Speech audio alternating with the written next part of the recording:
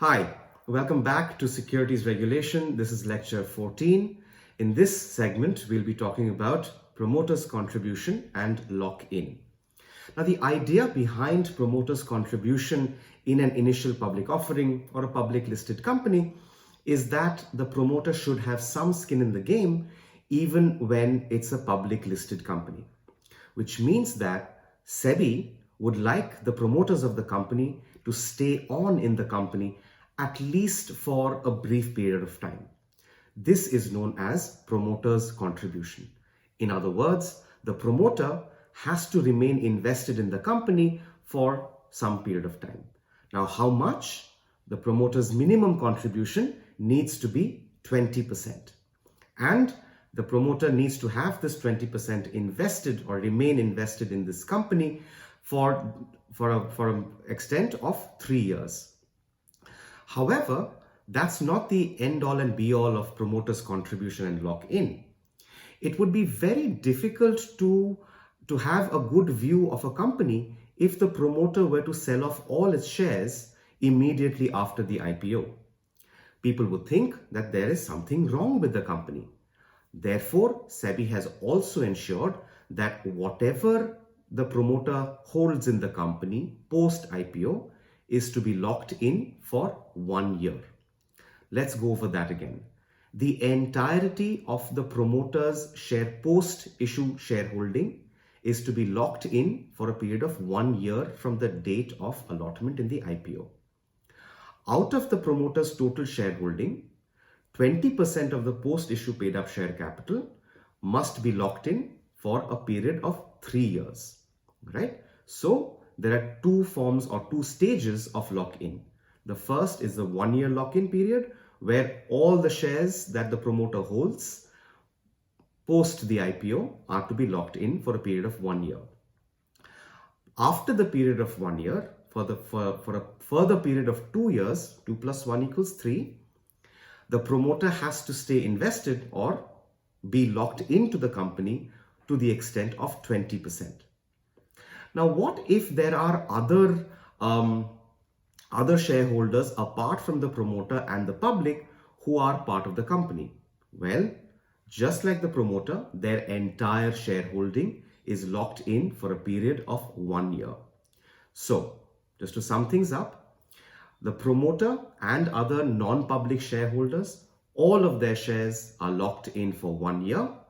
The promoter needs to have 20% post-issue paid up share capital locked in for a total of 3 years. So this has been promoter's contribution and lock-in. Right now, we can move ahead and talk about pricing in an IPO. Now remember, in an IPO scenario, the company has never actually gone to the market. As a result, it's very difficult for us to figure out what the actual price of the company ought to be, what the actual share price ought to be. As a result, what SEBI mandates is that we offer a price band. A price band is nothing but a range of prices that the public shareholders or the public who's going to apply for this IPO, that they may choose from. Now, how do we determine the price band?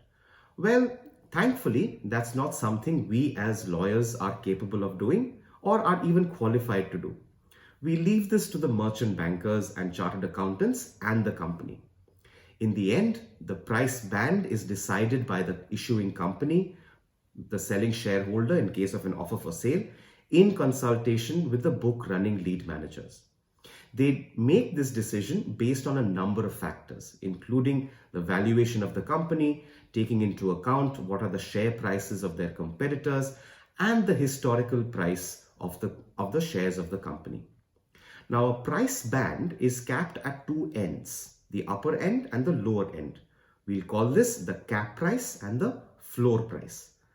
The difference between the cap price and the floor price cannot be more than 20% of the floor price, which means that the cap price cannot be more than 1.2 times the floor price. Apart from this, we may offer a discount of up to 10% on the floor price to employees and retail investors. And this is at the discretion of the issuing company and the merchant banks. Now, let's take a look at what happens after the price band has been announced. Investors from the public will pour in their applications in order to secure shares to be allotted to them through the IPO. And as we've seen in almost all IPOs in India at least, almost every IPO is oversubscribed. What does this mean? It means that there is simply more demand in the market than shares are available. So it is not unusual to see IPOs being oversubscribed 50 times or 60 times, which means that there is demand in the market for 50 times the number of shares that are being put up for offer through the IPO. So now, if I am offering 400 shares and if the market is accepting or creating a demand for 4,000 shares, how do I reconcile this with regard to our understanding of offer and acceptance? This is where we'll need to make a switch in our understanding. When a company is making an offer to the public, an initial public offering to the public, technically, it's not an offer. It is an invitation to offer. In other words, when the public places an application for the shares, it is the public that is making the offer to buy the shares. In other words, now with this switch, the company has the right and the discretion to pick and choose which of the offers by the public investors they can accept. Let's go over that again. In other words, the red herring prospectus, the so-called offer document that we call it, is not an offer document at all. It is a document containing an invitation to offer. Once an invitation to offer has been made to the public then puts in their bids or their offers or their applications. Now it is for the company, along with the merchant bankers, the book running lead managers, to figure out which bids or applications or offers to accept and which to reject. Those that have been accepted will be allotted shares in exchange for money, and those that have been rejected will have their money returned to them. Now, in this scenario, there arose a problem a few years ago. Now, think about it. I could have an IPO worth, let's say, 1,000 crores. And I've received an oversubscribed issue of, let's say, 10 times. What that means is I've got 10,000 crores of money that is lying in my accounts. Now, many a times, people often ask this question that if you, as the company or the merchant banker or an escrow banker, if you have that 10,000 crores in your account for at least, let's say, a couple of weeks, while we figure out the allotment process, who is going to benefit from the interest? So SEBI took a view that instead of actually paying the money up front, our public investors may simply block that amount in their bank accounts. In other words, public investors can make an application for these shares that is supported not by paying money up front, but blocking that amount of money to be used for allotment in their own bank accounts. This is known as ASBA, application supported by blocked amount. What happens over here is, as a public investor, I will put in an application. In that application, I will mention what is my bank account details, what are my bank account details, and the registrar to the issue and the merchant bankers will send a message to my bank saying that I have put in an application for so many shares in this IPO and that this amount of money ought to be blocked off. Now, once the company and the lead managers or merchant bankers, they have received all these applications and bids, it is now time to figure out the allotment of shares. Who is to be allotted shares and who is not? For this, SEBI uses what is known as the Dutch auction method, We know it colloquially as the book building method. Now let's figure out what the book building method is all about. Let's talk about the book building method or the Dutch auction method. Now, we've all seen auctions or we've all heard of auctions where there is a good or an item that is put up for sale and you try to be the highest bidder if you'd like to buy it. Whoever is the highest bidder, they get to buy the item that is on sale. That is technically known as an English auction. A Dutch auction works very, very differently. A Dutch auction works in cases where there is a, a series of goods that are identical in nature. So, if there are many goods that are identical in nature, the best way to sell them would be through a Dutch auction. Now, shares are identical in nature, especially when you're offering them to the public in an IPO. So let's say we've got an offer to the public, whether that's a fresh issue of shares or an offer for sale, it doesn't really matter, which consists of 25 lakh shares to be offered to the public. In response to this offer, we have received applications worth 51 lakh shares. Now, these 51, obviously, we will not be able to satiate all of these investors numbered 1 through 15, and we will be selling only these 25 lakh shares. So how do we do that? Now, you'll notice over here that the lowest price in this entire range is 20 rupees and the highest price is 24 rupees. So this was the price band. If you recall, the price band ranges from the floor price to the cap price, and the cap price cannot be more than 20% of the floor price. So the floor price is 20 rupees and the cap price is 24 rupees in this particular case.